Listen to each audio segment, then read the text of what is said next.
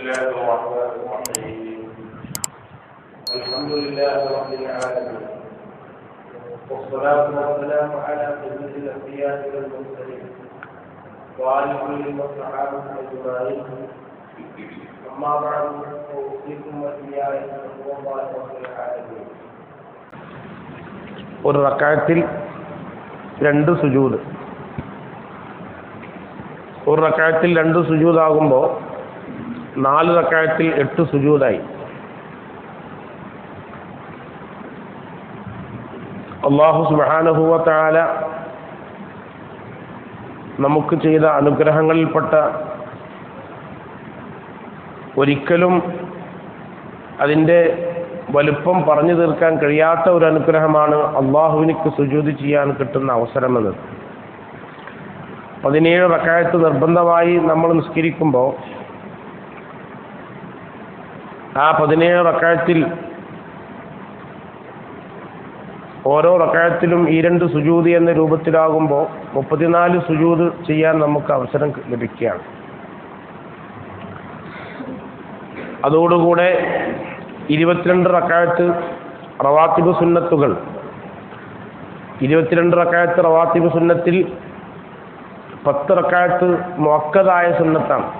ഏറ്റവും പ്രബലമായ സുന്നത്താണ് 10 റക്അത്ത്. ആ സുന്നത്തുകളുടെ കൂട്ടത്തിൽ ഏറ്റവും പ്രധാനപ്പെട്ടത് സുബ്ഹിന്റെ മുമ്പുള്ള 2 റക്അത്താണ്. നബി സല്ലല്ലാഹു അലൈഹി വസല്ലം തങ്ങളുടെ ജീവിതം നല്ലപോലെ മനസ്സിലാക്കിയ അവിടുത്തെ ഉമ്മഹാത്തുൽ മുഅ്മിനീൻ, നമ്മുടെ ഉമ്മമാരായ അവിടുത്തെ അസ്വാജുൽ മുത്തഹറാത്തിൽപ്പെട്ട ഹഫ്സ ബീവി റളിയല്ലാഹു തആല അൻഹ പറയുന്നുണ്ട്, നബി സല്ലല്ലാഹു അലൈഹി വസല്ലം തങ്ങൾ വഫാത്ത് വരെ ഉപേക്ഷിക്കാത്ത, ഒഴിവാക്കാത്ത 3 കാര്യങ്ങളിൽപ്പെട്ടതാണ്. ഒന്ന്,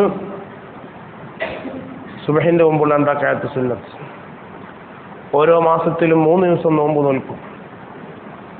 ഓരോ മാസത്തിലും 3 ദിവസം അള്ളാഹുവിൻ്റെ റസൂൽ നോമ്പ് നോൽക്കും. അയ്യാമുൽ ബീദ് 13, 14, 15 ദിവസങ്ങൾ. ഒരേ മാസത്തിലെ 13, 14, 15 ദിവസങ്ങൾ അവിടെ നിന്ന് നോമ്പ് നോൽക്കും. ഇത് നബി സല്ലല്ലാഹു അലൈഹി വസല്ലം തങ്ങൾ ഒഴിവാക്കാത്ത, ഒരിക്കലും ഒഴിവാക്കാത്ത കാര്യങ്ങളിൽപ്പെട്ടതായിരുന്നു. ബഹുമാനപ്പെട്ട ബാഖിയാത്തുസ് സ്വാലിഹാത്ത് അറബി കോളേജിൻ്റെ സ്ഥാപകൻ 90 വയസ്സിലധികം മഹാനവറുകൾ ജീവിച്ചു. ആ ജീവിതകാലം മുഴുവനും ഓരോ മാസത്തിലും 3 ദിവസം നോമ്പ് നോൽക്കും. അതിൻ്റെ പുറമെ മഹാനവറുകൾ വ്യാഴവും തിങ്കളും നോമ്പ് നോൽക്കും. അപ്പം അതിനെ സംബന്ധിച്ച് മഹാനവറുകൾ പറഞ്ഞത്, അതെൻ്റെ ഉമ്മ പതിവാക്കി തന്നതാണ്. ഉമ്മ അങ്ങനെ ചെയ്യാറുണ്ടായിരുന്നു. ഉമ്മ നോമ്പ് നോൽക്കുന്ന വിഷയത്തിൽ സുന്നത്തുകൾ നോമ്പുകൾ, പ്രത്യേകിച്ച് വ്യാഴം തിങ്കൾ അയ്യാമുൽ ബീദ് നോമ്പുകളൊക്കെ ഉമ്മ അനുഷ്ഠിക്കാറുണ്ടായിരുന്നു. ആ ഉമ്മ അങ്ങനെ നോമ്പ് നോൽക്കുന്നത് കണ്ട് ബഹുമാനപ്പെട്ട അയലാഹുറത്തിൻ്റെ പേരക്കുട്ടികളും അങ്ങനെ നോമ്പ് നോറ്റിയിരുന്നു. പേരക്കുട്ടികൾ എന്ന് പറയാൻ കാരണം ഹദ്റത്തിന് പിന്നെ പെങ്ങന്മാരൊന്നും ഉണ്ടായിട്ടില്ല. അപ്പോൾ മകൻ്റെ മക്കൾ പെൺകുട്ടികൾ 7 പെൺകുട്ടികൾ മകനക്കുണ്ടായിരുന്നു. അവരും ആ വിഷയത്തിൽ കണിശതയായിരുന്നു. അവർ വീട്ടിൽ നല്ല ഒരാളുണ്ടായാൽ, ഒരാൾ ഏതെങ്കിലും ആണായിരുന്നാലും പെണ്ണായിരുന്നാലും ഒരാൾ നല്ലൊരാളായാൽ അയാൾ സുന്നത്ത് നോമ്പും അതേപോലെ നിസ്കാരത്തിൽ കർശനതയൊക്കെ അയാൾക്കുണ്ടെങ്കിൽ ആ വീട് ഒന്നായിട്ട് നന്നാവും. ആ വീടും ആ കുടുംബവും അയൽവാസികളും എല്ലാവരും നന്നാവും. അത് കണ്ടിട്ട് എല്ലാവരും പഠിക്കും. നല്ല ആളുകളോട് എല്ലാ ആളുകൾക്കും അല്ലാഹു സുബ്ഹാനഹു വ തആല സ്നേഹത്തോട് കൊടുക്കും. അത് നമുക്ക് പറയാൻ കഴിയില്ല. ആ സ്നേഹം എങ്ങനെയാണെന്ന് പറയാൻ കഴിയില്ല. കാപട്യമുള്ള ആൾക്കാർ, നിഫാഖ്, കാപട്യം, ഉള്ളിലൊന്ന് പുറമെ വേറൊന്ന്, അവരോട് എല്ലാവർക്കും വെറുപ്പായിരിക്കും. നമ്മളിങ്ങനെ വിചാരിക്കും, അങ്ങനെ ചെയ്താൽ ഇങ്ങനെ ചെയ്താൽ അയാളെ സ്നേഹം കിട്ടും, അയാൾ ചിരി കിട്ടും, അയാൾ നമ്മളെപ്പറ്റി നല്ലത് വിചാരിക്കും എന്നൊക്കെ നമുക്കിങ്ങനെ തോന്നും. പക്ഷെ അവരോട് ജനങ്ങൾക്ക് ഭയങ്കര വെറുപ്പേക്കാണ്.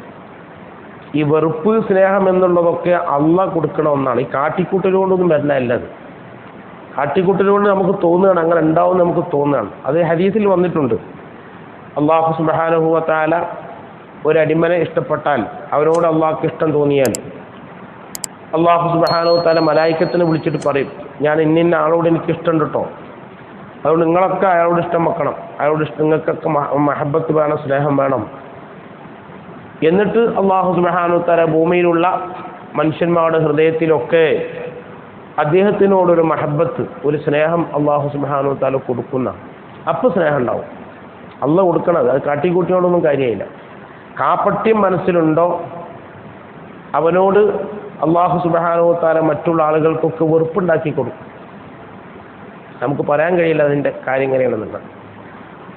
അപ്പോൾ നല്ല ആളുകളെ നിങ്ങളൊന്ന് ആലോചിച്ച് നോക്കൂ. ഔസുൽ ആദമിനെ നമ്മൾ കണ്ടിട്ടില്ല, മുഹീദ്ദീൻ ശൈഖിനെ നമ്മൾ കണ്ടിട്ടില്ല, പക്ഷെ മുഹീദ്ദീൻ ശൈഖിനോട് എന്തോ ഒരു മനസ്സിലൊരു സ്നേഹം. അമ്പർത്ത് തങ്ങൾ പാപ്പാനെ നമ്മൾ കണ്ടിട്ടില്ല, പക്ഷെ അമ്പർത്ത് തങ്ങൾ പാപ്പാനോട് എന്തോ ഒരു മനസ്സിലൊരു സ്നേഹം. അതെങ്ങനെയാണ് വന്നത്? ഇത് എവിടുന്നാണ് ആ സ്നേഹം വന്നത്? അപ്പോൾ നല്ല ആളുകൾ, നന്മ ചെയ്യുന്ന ആൾക്കാർ, പ്രത്യേകിച്ച് മനസ്സ് ക്ലിയർ ആവണം, ഹൃദയം നന്നായിരിക്കണം. ഹൃദയം നന്നാവുക എന്ന് പറഞ്ഞാൽ ഒരാളോടും പകയില്ലാത്ത, ഒരാളോടും വെറുപ്പില്ലാത്ത, വെറുക്കേണ്ടവരെ വെറുക്കണം. അത് ശറഅ് പറഞ്ഞ കാര്യങ്ങൾ അങ്ങനെയാണ്, വെറുക്കേണ്ടവരെ വെറുക്കണം. ഇപ്പോൾ കുറ്റിപ്പുറത്ത് നമ്മുടെ മഹല്ല് കമ്മിറ്റി, പാപ്പ ജീവിതകാലം മുഴുവനും കമ്മിറ്റിയിൽ പ്രസിഡൻറ്റും മഹല്ല് ഖാദി, 50 കൊല്ലം ഖാദിയും അതേപോലെ തന്നെ പ്രസിഡൻറ്റുമായിരുന്നു. അങ്ങനെ കമ്മിറ്റിയിലൊക്കെ വലിയ വാഗ്വാദങ്ങളുണ്ടാവും, അതെല്ലാ കമ്മിറ്റിയിലും ഉണ്ടാവും. അത് കഴിയും, അത് തിരമാല പോലെ അങ്ങാണ്ട് വരും, അങ്ങോട്ട് പോകും. അങ്ങനെയാണ് വേണ്ടത്. അത് തിരമാല എന്നാൽ അങ്ങോട്ട് വരും, അങ്ങോട്ട് പോകും. എന്നല്ല അത് പിന്നെ കമ്മിറ്റി കഴിയുമ്പോൾ മനസ്സിൽ വെച്ചുകൊണ്ട് അടക്കല്ല വേണ്ടത്. കമ്മിറ്റിയിൽ ഒരാൾ പറയാൻ മറ്റാൾക്ക് പറ്റൂല, അപ്പം അതിനെ എതിർക്കും, അങ്ങനെയൊക്കെ ഉണ്ടാവും. അങ്ങനെയൊക്കെ തന്നെയാണ് കമ്മിറ്റി എന്ന് പറഞ്ഞത്. പക്ഷെ അത് മനസ്സിൽ വെച്ചുകൊണ്ട് അടക്കാൻ പാടില്ല, അത് അതോടുകൂടി കഴിയണം. അഭിപ്രായങ്ങൾ പറയാനുള്ളൂ, അഭിപ്രായം പറയാതെ ഇപ്പോൾ ഏകാധിപത്യമൊന്നും പറ്റൂലല്ലോ. അപ്പം അതിൽ ഒരാൾ, ഒരു ഇടതുപക്ഷത്തിൻ്റെ ഒരാളുണ്ടായിരുന്നു. ഇടതുപക്ഷവും വലതുപക്ഷമൊക്കെ ഉണ്ടാവും കമ്മിറ്റിയിൽ. നമ്മൾ കമ്മിറ്റിയിൽ അങ്ങനെ എപ്പോഴും അങ്ങനെ തന്നെ ഇടതുപക്ഷവും വലതുപക്ഷമൊക്കെ ഉണ്ടാവും. അപ്പോൾ അദ്ദേഹം നന്നായിട്ട് ഇങ്ങനെ വായിക്കുന്ന ആളാണ്, നന്നായിട്ട് വായിച്ചിട്ട് പല വിഷയങ്ങളും അദ്ദേഹം ചോദിക്കും. അങ്ങനെ ചോദിക്കുമ്പോൾ അദ്ദേഹം വാപ്പയും കൂടി നല്ലതായിട്ട് ഏറ്റുമുട്ടും. ഒരേ പ്രായക്കാരുമാണ്, വാപ്പയാളും നല്ല ഒരേ പ്രായക്കാരുമാണ്. അപ്പോൾ ചിലപ്പോഴൊക്കെ അദ്ദേഹത്തെ വാപ്പ നന്നായിട്ട് പറയും അദ്ദേഹത്തിനോട്, ഇതെന്താ അങ്ങനെയൊക്കെ വളരെ ശക്തിയായിട്ട് ചിലപ്പോൾ ആളെ ചീറ്റയൊക്കെ പറയും, നന്നായിട്ട് പറയും. ഒരിക്കൽ പെരയിൽ വന്നപ്പോൾ തന്നെ അദ്ദേഹത്തോട് ഭയങ്കര ദേഷ്യപ്പെട്ട് ഞാൻ കേട്ടിരുന്നു, നല്ല ദേഷ്യപ്പെടുന്നു. പക്ഷെ അയാൾക്ക് വാപ്പാട് വലിയ ഇഷ്ടമായിരുന്നു. വാപ്പ മരിച്ചതിന് ശേഷമാണ് ഞാൻ അയാളോട് ആ ഇഷ്ടം മനസ്സിലാക്കിയത്. ഇങ്ങനൊക്കെ പറഞ്ഞിട്ടും അയാളോട് വലിയ ഇഷ്ടമായിരുന്നു, അയാൾക്ക് വാപ്പാട് വലിയ ഇഷ്ടമായിരുന്നു. എന്തെല്ലാം ശക്തമായ രൂപത്തിൽ ചിലപ്പം ദേഷ്യം പിടിച്ചിട്ടും ഇങ്ങനൊക്കെ പറഞ്ഞിട്ടും ആ മനുഷ്യനിക്ക് വല്ലാത്ത ഒരു മഹബത്തായിരുന്നു. അപ്പം ഞാൻ മനസ്സിലാക്കി, ഈ നമ്മളിങ്ങനെ ചുരുക്കുള്ള വാക്ക് പറയുക, ആൾക്കാരെ കാണുമ്പോൾ ചിരിക്കുക, അതൊന്നും അല്ല വിഷയം. പറയേണ്ടത് പറയാം, അള്ളാഹ്നെ വിചാരിച്ചിട്ട് പറയാം. ഒരാളെ വിഷമിപ്പിക്കാൻ വേണ്ടിയിട്ടോ, അയാളെ ബുദ്ധിമുട്ടിപ്പിക്കാൻ വേണ്ടിയിട്ടോ, അയാൾ സമൂഹത്തിൽ മോശക്കാരനാണെന്ന് വിചാരിച്ചിട്ടോ അതൊന്നുമല്ല. ദീൻ പറയാം, അള്ളാഹ്നെ വിചാരിച്ചിട്ട് പറയാം, അള്ളാഹിൻ്റെ വിജയന് വേണ്ടി പറയാം. അപ്പോൾ അത് അവർക്ക് ഉപകാരപ്പെടും. അവർ നല്ല ആളുകൾക്കൊക്കെ സ്നേഹം ഉണ്ടാവും, നല്ല ആളുകൾക്ക്. അത് മൊയ്ലിയർ പറയേണ്ടത് തന്നെയല്ലേ. മൊയ്ലിയരുടെ കാര്യം പറയണല്ലോ. ദർസ് നിർത്തുന്ന സമയത്ത് പരപ്പനങ്ങാടിയിൽ നിന്ന് വാപ്പ ദർസ് നിർത്തുന്ന സമയത്ത് ഒരു പ്രസംഗമുണ്ട്. ആ പ്രസംഗത്തിൽ അവിടെയുള്ള ആൾക്കാർ ചെയ്തതൊക്കെ പറയും. ആളെ പേരൊന്നും പറയില്ല, അങ്ങനെ നന്നായിട്ട് പറയും. അവിടുത്തെ വലിയ വലിയ മുതലാളിമാരെന്നൊക്കെ പറഞ്ഞാൽ അവരൊക്കെ അന്നത്തെ വലിയ കോടീശ്വരന്മാരാണ്. 960 ഉള്ള കോടീശ്വരന്മാരാണ്. അവരൊക്കെ ഉണ്ടാവും. അവരൊക്കെ നിർത്തിയിട്ട് പൊരിക്കും, അവരൊക്കെ പൊരിക്കും. അപ്പോൾ കേൾക്കുന്ന ആൾക്കാരൊക്കെ വിചാരിക്കും ഇനി മൊയ്ലിയർ അടുത്തല്ല ഇങ്ങോട്ട് വരൂല എന്ന രൂപത്തിൽ, മൊയ്ലിയർ ഇനി അടുത്തല്ല ഇങ്ങോട്ട് വരൂല എന്ന രൂപത്തിലാണ് പ്രസംഗിക്കുക. എന്നാൽ ഈ കേൾക്കുന്ന നഹാമാരാണ് അവർ. നഹാമാർ മാപ്പൂട്ടിലൊക്കെ പറഞ്ഞാൽ അവരൊക്കെ വലിയ തറവാട്ടേരും അത്ര ഉന്നതന്മാരായ ആൾക്കാരുമാണ്. അവരെന്തെങ്കിലും പറയുമോ? അവർ പറയലും മൊയ്ലിയർക്ക് പറയാനുള്ള മൊയ്ലിയർ പറയട്ടെ, മൊയ്ലിയർ ദീൻ പറയാനുള്ളോ, മൊയ്ലിയർ പറയാനുള്ള മൊയ്ലിയർ പറയട്ടെ എന്നേ പറയുള്ളൂ. അപ്പോൾ വാപ്പ പറയുന്നത് പോലെ തറവാടികളാണ്. വാപ്പ ഇപ്പോഴും പറയും പരപ്പനങ്ങാടിക്കാർ തറവാടികളാണ്. തറവാടിത്തുള്ള ആൾക്കാർക്ക് അങ്ങനെ സ്വഭാവമുണ്ട്. അത് ഓരോരുത്തർക്ക് പറയാനുള്ളത് വകവെച്ച് കൊടുക്കണം. ദീൻ അങ്ങനെയാണല്ലോ, ദീൻ്റെ വിഷയം അങ്ങനെയാണല്ലോ. അതിപ്പോൾ എല്ലാവരും നോക്കിയിട്ട് ഓനക്കത് പറ്റില്ലല്ലോ ഇവനക്കിത് പറ്റുമല്ലോ എന്ന് പറഞ്ഞാൽ നീയും പറയാൻ വയ്ക്കോ? അത് പറയണമല്ലോ. അപ്പം പറഞ്ഞു വരുന്നത് സ്നേഹത്തെ സംബന്ധിച്ച് പറഞ്ഞതാണ്. സ്നേഹം എന്ന് പറയുന്നത് നമ്മൾ കാട്ടിക്കൂട്ടലുകൊണ്ടൊന്നും സ്നേഹം ഉണ്ടാവില്ല. മഹാനായ അഅ്ലാ ഹദ്റത്ത് റഹ്മത്തുള്ളാഹി അലൈഹി അവരോട് ഞാനൊക്കെ ഓർക്കുമ്പോൾ ഞാൻ എപ്പോഴും കുട്ടികളോടൊക്കെ പറയലുണ്ട്, എൻ്റെ ജീവിതത്തിൽ അല്ലാഹു സുബ്ഹാനഹു വ തആല സന്തോഷം നൽകിയ ഏറ്റവും കൂടുതൽ സന്തോഷം നൽകിയത് ബാഖിയാത്തുസ് സാലിഹാത്തിൽ, വലിയൊരു ബാഖിയാത്തുസ് സാലിഹാത്തിൽ പഠിക്കുന്ന കാലം. അതിനോളം സന്തോഷമുള്ളൊരു സമയം പിന്നെ അതിൻ്റെ മുമ്പുണ്ടായിട്ടില്ല, അതിൻ്റെ ശേഷം ഉണ്ടായിട്ടില്ല. അത്രക്ക് സന്തോഷമുള്ള സമയമായിരുന്നു അത്. എന്തേ കാരണം എന്ന് വെച്ചാൽ അത് ആത്മാർത്ഥമായി മഹാനവറുകൾ ഉണ്ടാക്കിയൊരു സ്ഥാപനമാണ്. ആ സ്ഥാപനത്തിൽ പഠിക്കുമ്പോഴുണ്ടാകുന്ന ഒരു മാനസികമായ ഒരവസ്ഥ, നല്ല നല്ല ശംസുൽ ഉലമ ഇ കെ ഉസ്താദിനെ പോലെ, ബഹുമാനപ്പെട്ട ഒ കെ ഉസ്താദിനെ പോലെ, താജുൽ ഉലമയെ പോലെയുള്ള വലിയ വലിയ മഹാന്മാരൊക്കെ നടന്നൊരു സ്ഥലമാണ്. അവരൊക്കെ ഓതിപ്പടിച്ച് 2 കൊല്ലം അവർ ഓതിപ്പടിച്ച് അങ്ങനത്തെ ദുആക്ക് ഉത്തരം കിട്ടുന്ന വലിയ ആബിദീങ്ങളും ബഹുമാനപ്പെട്ട സി എം വലിയുള്ളാഹിനെ പോലത്തെ ആൾക്കാരൊക്കെ ഓതിപ്പടിച്ച ഒരു സ്ഥാപനം. അപ്പം അങ്ങനെയുള്ളൊരു സ്ഥാപനത്തിൽ നമുക്ക് നിൽക്കാൻ കഴിഞ്ഞല്ലോ, നമ്മളിപ്പോൾ അതിനൊന്നും പറ്റൂലെങ്കിലും നമ്മളവിടെ നിൽക്കാൻ കഴിഞ്ഞല്ലോ എന്ന ഒരു തോന്നൽ മനസ്സിൽ വരുമ്പോൾ ഉണ്ടാകുന്നൊരു സന്തോഷം, ഒരു അനുഭൂതി എന്ന് ഞാൻ പറയാറുണ്ട്.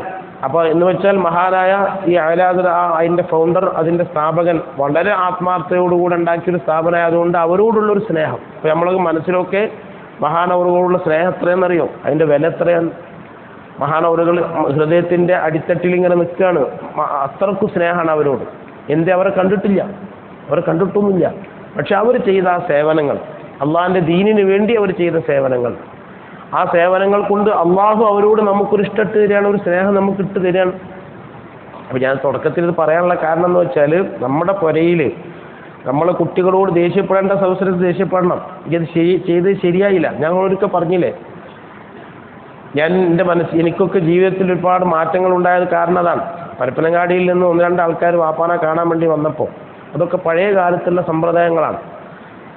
വാപ്പ ദർശനത്തി വന്നാൽ എപ്പോഴും ആളുകളുണ്ടാവും. വാപ്പ ദർശനത്തിയ സ്ഥലത്തു നിന്നൊക്കെ ആൾക്കാർ കാണാൻ വരും. അങ്ങനെ മംഗലാപുരത്തു നിന്ന് വരും, അങ്ങനെ പല വടക്കുന്ന് പല സ്ഥലത്തു നിന്ന് ആൾക്കാർ വരും. അപ്പോൾ ഒരിക്കൽ വന്നപ്പോൾ ഞാനും വാപ്പയെ പെരയിലുള്ളൂ. പെരക്കാർ ഉമ്മയും പെങ്ങന്മാരും എല്ലാം കല്യാണത്തിന് പോയിക്കണം. കല്യാണത്തിന് പോയപ്പോൾ ഇന്ന അവിടെ ആക്കിയിട്ട് വാപ്പാനെ നോക്കാൻ വേണ്ടി ഇന്നാക്കിയിട്ട് പോയത്. അങ്ങനെയാണ് ഉമ്മ ചെയ്യൽ. വാപ്പാൻ്റെ അടുത്ത് എപ്പോഴും ഒരാളുണ്ടാവും. ഞാനൊരു കാര്യപ്പെട്ട ഒരു ആലിമിൻ്റെ അടുത്ത് ചെന്ന് നോക്കുമ്പോൾ മൂപ്പരടുത്ത് ആരുമില്ല. അപ്പോൾ ഞങ്ങൾ ഒന്നിച്ചിരുന്ന് ചായ കുടിക്കാം. ഇപ്പോൾ 2 ദിവസം മുമ്പ് എൻ്റെ മനസ്സിൽ നിന്ന് പോണില്ല, എപ്പോഴും പോയിട്ടില്ലേ, ഒന്നിച്ചിരുന്ന് ഇങ്ങനെ ചായ കുടിക്കാം. നല്ല രസം പറഞ്ഞിട്ട് മൂപ്പരിങ്ങനെ മൂപ്പരും ഇങ്ങനെ ഞങ്ങൾ വേറെ ആളുണ്ട്, ഞങ്ങളിങ്ങനെ ഒന്നിച്ചിരുന്ന് ചായ കുടിക്കുന്ന അവസരത്തിൽ ഒരാൾ വന്ന് ബെല്ലടിച്ചപ്പോൾ കുട്ടീനെ പറഞ്ഞയച്ചു. കുട്ടി വന്നിട്ട് വലിയന്മാർ വന്നിക്കണ അവൻ മൂപ്പരവിടെ നീച്ച്. അപ്പോൾ ചായ കുടിക്കണ നേരത്തെ ചായ അവിടെ വെച്ചിട്ട് നീച്ചിട്ട് പിന്നെ ഒരിടത്തേക്ക് പോയപ്പോൾ പിന്നെ ചായ കുടിച്ചില്ല. ഞങ്ങൾ ചായ കുടിച്ച് അപ്പോൾ നമ്മൾ ചായ കുടിച്ച് മൂപ്പര് ചായ കുടിക്കാതെ വന്നപ്പോൾ അതിൽ ഭയങ്കര വിഷമമായിപ്പോയി. ആ പറഞ്ഞു വരുന്നത് വെച്ചാൽ, അപ്പോൾ ആ വീട്ടിൽ ആളില്ലാത്തതുകൊണ്ടാണത്, നോക്കാൻ ആൾ വേണം. അപ്പോൾ വാപ്പ വരും, നിങ്ങളവിടെ ഇരിക്കും എന്നൊക്കെ പറഞ്ഞു. വാപ്പ വരും അവിടെയാണെന്നൊക്കെ പറഞ്ഞ് ഞാൻ ഒരു ആൾ വേണം, പ്രായമുള്ള ആൾക്കാരാകുമ്പോൾ അങ്ങനെ നോക്കാൻ ആൾ വേണം. അത് നമ്മളമ്മ ശ്രദ്ധിച്ചിരുന്നു. വാപ്പ ഉണ്ടാകുമ്പോൾ സുഖമില്ലാതിരിക്കുന്ന അവസരത്തിൽ എല്ലാവരും കൂടി പറഞ്ഞേക്കും, ഒരാൾ എപ്പോഴും അവിടെ ഉണ്ടാവും. ആൾക്കാർ വരുമ്പോൾ അവരെ പരിചരിക്കാനും അവർക്ക് ചായ കൊടുക്കാനും അങ്ങനെ ഒരാൾ എപ്പോഴും അവിടെ ഉണ്ടാവും. അങ്ങനെ എല്ലാ കാര്യങ്ങളും അത് ശ്രദ്ധിക്കാനും വീട്ടിലത്തെ അമ്മ ശ്രദ്ധിക്കണത്. വീട്ടുകാർ കുറേ ശരിയാവണം. അപ്പോൾ അങ്ങനെ വന്നപ്പോൾ ഉച്ചയ്ക്ക് ഭക്ഷണം ഉണ്ടാക്കിയിട്ടാണ് പോയത്. ഉമ്മ എല്ലാവരും കല്യാണത്തിന് പോയി, അതായത് കുടുംബത്തിലെ കല്യാണത്തിനാണ്. അങ്ങനെ വാപ്പാക്ക് ഭക്ഷണം കൊടുത്തിട്ടില്ല. അപ്പോൾ ളുഹറിൻ്റെ നേരത്ത് പരപ്പനങ്ങാടിൽ 1-2 ആൾക്കാർ വന്ന് ഓടിയിട്ട് സംസാരിച്ച് പോലെ പോകാൻ നേരത്ത് ഞാൻ ഓരോട് ചോദിച്ചു, നിങ്ങൾ ചോറ് വെച്ചിട്ട് പോയാൽ പോലെ ചോദിച്ചു. അവൻ്റെ മുഖത്തുകൊണ്ട് വാപ്പ നോക്കിയിട്ട് അതാണ് ഓൽക്ക് കൊടുക്കാൻ ചോറുണ്ടോ ഇങ്ങനൊക്കെ പറയല. നമ്മളെ ആൾക്കാരെ മുന്നിൽ മനസ്സിലായി, ഓൽക്ക് ഇവിടെ കൊടുക്കാൻ ചോറുണ്ട്, ഇവിടെ ചോറുണ്ടോ, ചോറില്ലാതെ ചോറ് വെച്ചിട്ട് പോകാമെന്ന് എങ്ങനെ പറയാം? അതാണ് മസാല, അങ്ങനെ പറയാൻ പാടില്ല. അത് പഠിപ്പിച്ച്. അപ്പം ഞാൻ കുറച്ച് മോശക്കാരനായി, ഓരോ മുന്നിൽ മോശക്കാരനായെങ്കിലും കൂടി എനിക്ക് വലിയൊരു ഉപകാരമായി. അങ്ങനെ പറയാൻ പാടില്ല, ചോറില്ലാതെ എങ്ങനെ ചോറ് വെച്ചിട്ട് പോകാമെന്നറിയാം. അപ്പം അങ്ങനെ മുഖം മിനിക്കണ വർത്താനൊന്നും പറയാൻ സമ്മതിക്കില്ല. ആൾക്കാർ അതിന് ഫോർമാലിറ്റീസ് എന്നൊക്കെ പറയല്ലോ, അങ്ങനത്തെ ഒന്നും സമ്മതിക്കില്ല. അങ്ങനെ ഇല്ലല്ലോ, അങ്ങനെ പറഞ്ഞിട്ടില്ലല്ലോ നമ്മളോട്. നമ്മൾ പറഞ്ഞല്ലേ നമ്മൾ ചെയ്യുക, ചോറുണ്ടെങ്കിലല്ലോ കൊടുക്കുക, ചോറുണ്ട് അവിടെ കൊടുക്കാൻ പിന്നെ എങ്ങനെ പറയാം? അപ്പോൾ പറഞ്ഞു. അപ്പം അത് അന്നൊരിക്കൽ എനിക്ക് തോന്നി, ഓല് പോയിട്ട് എന്നോട് പറഞ്ഞാൽ പോരാ, ഇനിയില്ലേ ഓരോ ഇടയിൽ വെച്ച് പറയണമെന്നൊക്കെ അപ്പം എനിക്ക് തോന്നി. പിന്നെ എനിക്ക് തോന്നി അങ്ങനെ തന്നെ പറയണ്ടേ, ഓരോന്നുള്ളത് അപ്പം തന്നെ പറയണ്ടേ, കുറച്ച് കഴിഞ്ഞിട്ടല്ലല്ലോ പറയാം, അപ്പം തന്നെ പറയണം. അങ്ങനെ നന്നാവുള്ളൂ. നമ്മൾ മക്കളോടുള്ള സ്നേഹമാണ്, വെറുപ്പല്ലത്. മക്കളോട് സ്നേഹമാണത്. അതാണ് സ്നേഹം. അത് നിഷ്കളങ്കമായ സ്നേഹമാണ്. മറ്റിങ്ങനെ പുറമെ നല്ല ചിരിയൊക്കെ ഉണ്ടാവും, ഉള്ളിൽ വേറെ ഉണ്ടാവും, അത് കാപ്പട്ടിയാണ്. അത് നിഷ്കളങ്കമായ സ്നേഹമാണ്, കളങ്കമില്ലാത്ത സ്നേഹം. അപ്പം തന്നെ പറയാനുണ്ട്. അപ്പം ആ കുട്ടികൾ നന്നാവാനല്ല പറഞ്ഞത്, കുട്ടികൾ നന്നാവണ്ടേ, നമ്മളെ കുട്ടികൾ നന്നാവണ്ടേ. അപ്പം നമ്മൾ കുട്ടികൾ നന്നാവണം എന്ന് വിചാരിച്ചുകൊണ്ട് നമ്മൾ ചെയ്താൽ അതിന് നല്ല ഫലം ഉണ്ടാവും. അപ്പോൾ ഞാൻ പറയുന്നത്, മഹാനായ അലാദരത്ത് ഇങ്ങനെ നോമ്പ് നോൽക്കുമ്പോൾ, ബാനിയദരത്ത് മഹാനവർ നോമ്പ് നോൽക്കുന്നത് ഉമ്മ അങ്ങനെ നോമ്പ് പറ്റിയിരുന്നു എന്നാണ് അതിന് ചരിത്രത്തിൽ. ഉമ്മ അങ്ങനെ നോമ്പ് പറ്റിയിരുന്നു. അപ്പം ഉമ്മ ചെയ്യുന്ന നല്ല പരിപാടി, ബാപ്പ ചെയ്യുന്ന നല്ല പരിപാടി. ബാപ്പ സുബഹിസ്കരിച്ചിട്ട് പള്ളിക്കെന്ന് വന്നാൽ കുറച്ച് ഖുർആൻ ഓതും. ബാപ്പ ഞങ്ങളെ വിളിക്കും, പള്ളിക്കൊക്കെ പോകുമ്പോൾ ഞങ്ങളെ വിളിക്കും. വിളിച്ചിട്ട് നീച്ചിട്ടില്ലെങ്കിൽ വടിയെടുക്കും. ആ കുട്ടി കുറേ കഴിഞ്ഞിട്ട് ഇങ്ങനെ ഓർക്കും, അത് പഠിച്ചോനെ അങ്ങനെ വാപ്പ വടിയെടുത്താൽ വടിൻ്റെ പേടിയുണ്ടാ പള്ളിക്കൊക്കെ പോകണം, അള്ളാൻ്റെ കൂലിയിട്ടുണ്ടെന്ന് വിചാരിച്ചിട്ടല്ല. അങ്ങനെ തന്നെ ചെറുപ്പത്തിലൊക്കെ അങ്ങനെ തന്നെ പോവുക, വടിൻ്റെ പേടി കൊണ്ടിട്ട് തന്നെ പോവുക. വടിൻ്റെ പേടി ഉണ്ടാവും, ചീത്ത പറയുന്നതൊക്കെ പേടിച്ചിട്ടാണ് ചെറുപ്പത്തിലൊക്കെ പോവുക. പിന്നെ അത് നന്നാവും. ചെറുപ്പത്തിൽ അള്ളാഹ്ക്ക് വേണ്ടിയിട്ടൊന്നല്ല കുട്ടികൾ ചെയ്യുക. അത് വടി പേടിച്ചിട്ടും ചീത്ത പേടിച്ചിട്ടൊക്കെ ചെറുപ്പത്തിൽ ചെയ്യുക. പിന്നെ അത് അള്ളാഹ്ക്ക് വേണ്ടി ആവുമോ? അങ്ങനെ ഉണ്ടാവും. ഉസ്താദിമാമ് പറഞ്ഞിരിക്കണത് അതങ്ങനെ പിന്നെ അത് അള്ളാഹ്ക്ക് വേണ്ടി ആവില്ല. ഞങ്ങൾ ഇൽമു പഠിക്കുന്ന കാലത്തൊക്കെ ഞങ്ങൾ ദുനിയാവിന് വേണ്ടി പഠിച്ചു. ഇൽമു പഠിച്ചപ്പോൾ പിന്നെ അത് ദുനിയാവിന് വേണ്ടി ആയില്ല. ഇൽമു പഠിക്കുമ്പോഴൊക്കെ ഒരുപാട് ചിന്ത വേറുണ്ടായിരുന്നു. ഇൽമു പഠിച്ച് കഴിഞ്ഞപ്പോൾ പിന്നെ ഇൽമു മുഴുവൻ ആഖിറത്തിന് വേണ്ടിയാക്കി എന്ന് ഉസ്താദിമാമ് പറഞ്ഞിട്ടുണ്ട്. അപ്പം അങ്ങനൊക്കെ ഉണ്ടാകാം. അപ്പം അതിന് നമ്മൾ സ്റ്റേണായിട്ട് നിൽക്കണം. തെറ്റ് കണ്ടാൽ അപ്പം പറയണം. അപ്പോൾ ആ വാപ്പാനോട് വല്ലാത്ത സ്നേഹവും. ഞാനൊക്കെ കരുവന്തിരുത്തിയിൽ നിർത്തുന്ന അവസരത്തിലുണ്ട് വന്നാൽ ഒരൊറ്റ നിർത്തുന്നത് 2 മണിക്കൂറൊക്കെ പറയും. എന്നിട്ട് പറയാം എന്നെപ്പോഴേ കിട്ടുള്ളൂ, അതുകൊണ്ടാണ് പറഞ്ഞത്. ഇജ്ജ് പോകുമ്പോൾ ഒന്ന് പിന്നെ ഒരു അസ്സലാമലൈക്കും പറയും, പിന്നെ വരുമ്പോഴും അസ്സലാമലൈക്കും പറയും, പിന്നെ എന്നെ കിട്ടില്ല. അപ്പോൾ അതുകൊണ്ട് കിട്ടുമ്പോഴേ പറയാൻ പറ്റുള്ളൂ എന്ന് പറഞ്ഞിട്ട് ഒരൊറ്റ നിർത്തം നിന്നിട്ട് അപ്പോൾ നമ്മളെ തീരുമാനങ്ങളും നമ്മളെ പ്ലാനുകളും ഒക്കെ പോയിട്ടുണ്ടാവും, ഒക്കെ ബാത്തിലായിട്ടുണ്ടാവും. അങ്ങനൊക്കെ പോയിട്ട് അതൊക്കെ പറയും. പക്ഷെ അതൊക്കെ ഇപ്പം അത് കിട്ടാത്തയുള്ള ഖേദം വരാം. അതൊക്കെ ഭയങ്കര അമൃത് പോലെ വലുതായിരുന്നു എന്ന് ഇപ്പോൾ മനസ്സിലായി. അതൊക്കെ വലിയ ഉപകാരമായിരുന്നു, വലിയ ഉപകാരങ്ങളായിരുന്നു. മക്കളെ അങ്ങനെ നിയന്ത്രിക്കാൻ നമുക്ക് കഴിയണം. പറയേണ്ടത് അപ്പം പറയണം. അതിലോല് ഓലെ വെറുപ്പിക്കാനല്ലത്. ഓരോട് മക്കളോട് സ്നേഹം ഉണ്ടാവാതിരിക്കോ, രക്ഷിതാക്കന്മാർക്ക് മക്കളോട് ഇഷ്ടമില്ലായിരിക്കോ? അത് ആ മനസ്സിൽ സ്നേഹം വെച്ചുകൊണ്ടിട്ട് തന്നെയാണ് ആ പറഞ്ഞത്. ഓല് നന്നാവണം എന്ന് വിചാരിച്ചുകൊണ്ട് നമ്മൾ പറഞ്ഞിരിക്കണം. അപ്പം നോക്ക് നിങ്ങൾ ഓരോ വാപ്പ അങ്ങനെ ചെയ്തു, ഉമ്മ അങ്ങനെ ചെയ്തു, അതുകൊണ്ട് ഞങ്ങളിങ്ങനെ നന്നായി. ആ ഒരു വീട്ടിൽ നിന്നുള്ള ഒരു പരിചരണവും വീട്ടിൽ നിന്നുള്ളൊരു ഉപദേശവും ഇപ്പോൾ 90% 100% ഇപ്പോൾ കുട്ടികൾക്ക് കിട്ടുന്നില്ല. അതുകൊണ്ടാണ് കുട്ടികൾ തോന്നിയമാതിരി എന്ത് ചെയ്യണം ഇങ്ങനെ നടക്കുന്നത്, തോന്നിയമാതിരി ഇങ്ങനെ നടക്കണം. അള്ളാഹു സുബ്ഹാനഹു വ തആല നമ്മൾ കുട്ടികളൊക്കെ നന്നാക്കുമാറാകട്ടെ. അപ്പോൾ അതിൻ്റെ അടുക്കെന്തോ ആരംഭിച്ച് അങ്ങനെ പറഞ്ഞു വരാം. അപ്പോൾ 2 വട്ടം സുജൂദ് ചെയ്യുക എന്നുള്ളത് നിസ്കാരത്തിൻ്റെ ഫർളുകളുടെ കൂട്ടത്തിൽ നിന്ന് 7ാമത്തെ ഫർളാണ്. 2 വട്ടം സുജൂദ് ചെയ്യൽ. അവിടെ സുജൂദിൽ നിർബന്ധമായ ചില കാര്യങ്ങളുണ്ട്. അതിൽ പ്രധാനമായി ശ്രദ്ധിക്കേണ്ടത് 4 കാര്യങ്ങളാണ്. സുജൂദ് ചെയ്യുമ്പോൾ പ്രധാനമായി ശ്രദ്ധിക്കേണ്ടത് 4 കാര്യങ്ങളാണ്. ഒന്നാമത്തത്, സുജൂദ് ചെയ്യുമ്പോൾ അത് സുജൂദ് അല്ലാത്ത ഒന്നും ഉദ്ദേശിക്കാൻ പാടില്ല. എന്തോ ഒരു സാധനം നിസ്കരിക്കുമ്പോൾ ഒരു പാമ്പോ മറ്റോ വന്നിട്ട് ആ പാമ്പിനെ തട്ടാനോ മറ്റോ ആണ് സുജൂദിൽ കണ്ടുപോയി. എന്തോ ഒരു സാധനം എടുക്കാൻ വേണ്ടി നീക്കാൻ വേണ്ടി സുജൂദിൽ കണ്ടുപോയി. അല്ലെങ്കിൽ ഒരു കുട്ടി വന്നിട്ട് ബുദ്ധിമുട്ടാക്കുന്നുണ്ട്, അപ്പോൾ ആ കുട്ടിനെ തട്ടാൻ വേണ്ടി സുജൂദിൽ കണ്ടുപോയി. സുജൂദ് ഉദ്ദേശിച്ച് പോയതല്ല, ആ കുട്ടിനെ തട്ടാൻ വേണ്ടി പോയതാണ്. അല്ലെങ്കിൽ വേറെ എന്തെങ്കിലും ഫോൺ ഓഫാക്കാൻ വേണ്ടി പോയി, ഇഞ്ഞിത് ഏതായാലും സുജൂദാക്കുക എന്ന് വിചാരിച്ച് അങ്ങനെ ആക്കാൻ പറ്റില്ല. സുജൂദ് ചെയ്യാൻ വേണ്ടി പോകുമ്പോൾ സുജൂദ് അല്ലാത്ത ഒന്നും ഉദ്ദേശിക്കാൻ പാടില്ല. അതൊരു നിബന്ധനയാണ്. രണ്ടാമത്തേത്, നിസ്കാരത്തിൽ അവൻ്റെ അനക്കം കൊണ്ട് അനങ്ങുന്ന ഒന്നിൻ്റെ മേലും സുജൂദ് ചെയ്യരുത്. നിസ്കരിക്കുമ്പോൾ അവൻ്റെ അനക്കം കൊണ്ടിപ്പോൾ ഞാൻ നിസ്കരിക്കുന്ന അവസരത്തിൽ എൻ്റെ ഈ സാധനം ഇങ്ങനെ അങ്ങോട്ട് കൊണ്ട് അനങ്ങും, അപ്പോൾ ഇതിൻ്റെ മേലെ എനിക്ക് സുജൂദ് ചെയ്യാൻ പറ്റില്ല. നിസ്കരിക്കുമ്പോൾ അനങ്ങണമാണല്ലോ. അപ്പോൾ ഈ നിസ്കരിക്കുമ്പോൾ അവൻ്റെ ശരീരത്തിൽ അനങ്ങുന്ന ഒന്ന് കൊണ്ടിട്ടും സുജൂദ് ചെയ്യാൻ പറ്റില്ല, അതിൻ്റെ മേലെ സുജൂദ് ചെയ്യാൻ പറ്റില്ല. നിസ്കാരത്തിൽ അനക്കം വരുന്ന അവൻ്റെ പ്രവർത്തനം കൊണ്ട്, നിസ്കാരത്തിലുള്ള അവൻ്റെ പ്രവർത്തനം കൊണ്ട് അനങ്ങുന്ന ഒന്നിൻ്റെ മേലും സുജൂദ് ചെയ്യാൻ പറ്റില്ല. മൂന്നാമത്തത്, അവൻ്റെ പൃഷ്ഠഭാഗം ചന്തിഭാഗം ഉയരുകയും തലഭാഗം താഴുകയും ചെയ്യണം. നാലാമത് പ്രധാനമായി ശ്രദ്ധിക്കേണ്ട ഒരു കാര്യം, ഇതൊക്കെ ഇപ്പോൾ നമ്മൾ സാധാരണ ചെയ്യണതാണ്, ശ്രദ്ധിക്കാതെ പോകുന്നത് നാലാമത്തെ ഒരു കാര്യമാണ്. ബാക്കിയൊക്കെ നമുക്ക് അങ്ങനെ പ്രശ്നമുള്ള കാര്യങ്ങളല്ല. തലൻ്റെ ഭാരം സുജൂദ് ചെയ്യുന്ന ഭൂമിയിൽ തലൻ്റെ ഭാരം വരണം. തലൻ്റെ ഭാരം ഇങ്ങനെ വെച്ച് പോന്നാൽ പോരാ, നല്ല ഇങ്ങനെ അമർത്തി വെക്കാമെന്ന് അർത്ഥം. അതുകൊണ്ട് വെച്ചിട്ട് ഒന്ന് തൊട്ടിട്ട് പോന്നാൽ പോരാ. അപ്പോൾ ബെഡിലൊക്കെ സ്പോഞ്ചിൻ്റെ ബെഡിലൊക്കെ സുജൂദ് ചെയ്യുമ്പോൾ അത് സഹിയാകാൻ പണിയാണ്. കാരണം ഭാരം കൊടുക്കാൻ കഴിയില്ല, അതിങ്ങനെ ഇളകി കളിച്ചിട്ട്. സ്പോഞ്ചിൻ്റെ ബെഡാണെങ്കിൽ, മറ്റ് പരുത്തിൻ്റെ ബെഡ് കുറച്ച് ട്രംബറുള്ള ബെഡാണെങ്കിൽ പറ്റും. പരുത്തിൻ്റെ ബെഡാകുമ്പോൾ അത് കുറച്ച് ചെയ്തുണ്ടെങ്കിൽ നല്ല ഉറപ്പുള്ള ബെഡാണെങ്കിൽ പറ്റും. അപ്പോൾ പിന്നെ ഭാരം കൊടുക്കാൻ കഴിയും. മറ്റേത് നമ്മൾ ഭാരം കൊടുക്കുമ്പോൾ അത് കീപ്പിട്ട് കണ്ടു പോകും, ഈ സ്പോഞ്ചിൻ്റെ അങ്ങോട്ട് കീപ്പിട്ട് കണ്ടു പോകും. അപ്പോൾ അയിമ സുജൂദ് ചെയ്യാൻ പറ്റില്ല. മറ്റേതാകുമ്പോൾ നല്ല ഭാരം കൊടുക്കാൻ കഴിയും. അപ്പോൾ തലൻ്റെ ഭാരം ഭൂമിക്ക് കൊടുക്കണം എന്ന് വെച്ചാൽ ഏതിൻ്റെ മേലാണോ സുജൂദ് ചെയ്യുന്നതെങ്കിൽ അതിനേക്ക് തലൻ്റെ ഭാരം കൊടുക്കണം. ആ ഭാരം കൊടുക്കാതെ സുജൂദ് ചെയ്താൽ സുജൂദ് സഹിയാവില്ല.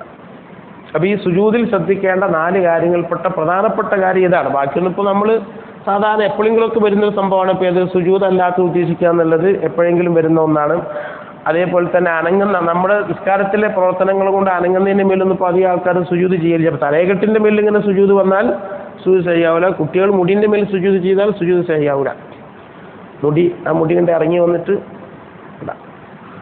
അപ്പോൾ കുട്ടികളൊക്കെ ഞാൻ പറയാറുണ്ട്, നമ്മുടെ ക്ലാസ്സിൽ വരുന്ന കുട്ടികളോടും മറ്റൊക്കെ മുടിനെ പറ്റിയിട്ടൊക്കെ കർശനമായി പല വിഷയങ്ങളും പെട്ടെന്ന് പറയാൻ പറ്റില്ല. അത് കുറേശ്ശെ കുട്ടികളായിട്ട് ലോക്യം കൂടിയാലേ പറയാൻ വയ്ക്കുള്ളൂ. ആദ്യം തന്നെ പറഞ്ഞാൽ പിന്നെ കുട്ടി നാളത്തെ ക്ലാസ്സിൽ പിന്നെ വരില്ല.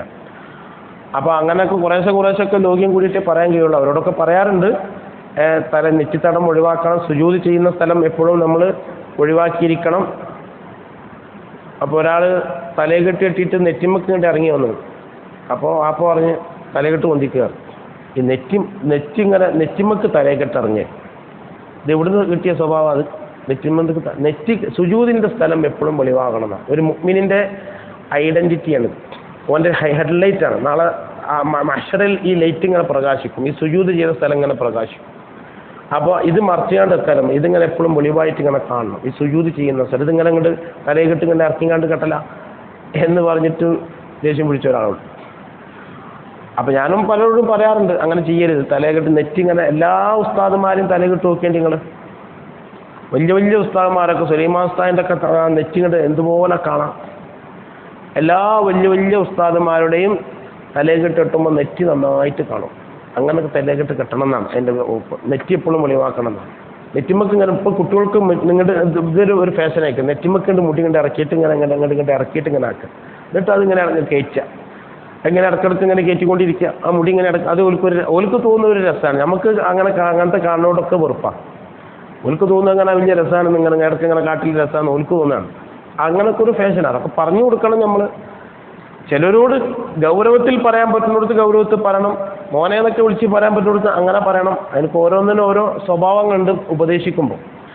അപ്പം ഇത് ശ്രദ്ധിക്കേണ്ട ഒന്നാണ്. സുജൂദ് ചെയ്യുന്ന അവസരത്തിൽ ഈ ഭാരം, തലയുടെ ഭാരം ഭൂമിക്ക് കൊടുക്കണമെന്ന് വളരെ വ്യക്തമായിട്ട് എല്ലാ കിതാബുകളിലും പറഞ്ഞ ഒരു കാര്യമാണ്. കഴിഞ്ഞ പാഠത്തിൽ നമ്മൾ പറഞ്ഞിട്ടുണ്ട്, തല താഴ്ന്ന് ചന്തിഭാഗം പൊന്തിയിട്ട് ചെയ്യുന്നതേ സുജൂദാവുള്ളൂ, അല്ലാത്തതൊന്നും സുജൂദല്ല. പിന്നെ അതൊക്കെ സുജൂദിലേക്കുള്ള ആംഗ്യമാണെന്ന് പറഞ്ഞിട്ടുണ്ട്. സുജൂദ് എന്ന് പറഞ്ഞാൽ അതാണ്, അല്ലാത്തതിന് സുജൂദ് എന്ന് പറയില്ല. ഇരുന്ന് ചെയ്യുന്ന ആൾക്കാരൊന്നും സുജൂദല്ല ചെയ്യുന്നത്, സുജൂദിലേക്കുള്ള ആംഗ്യമാണ്.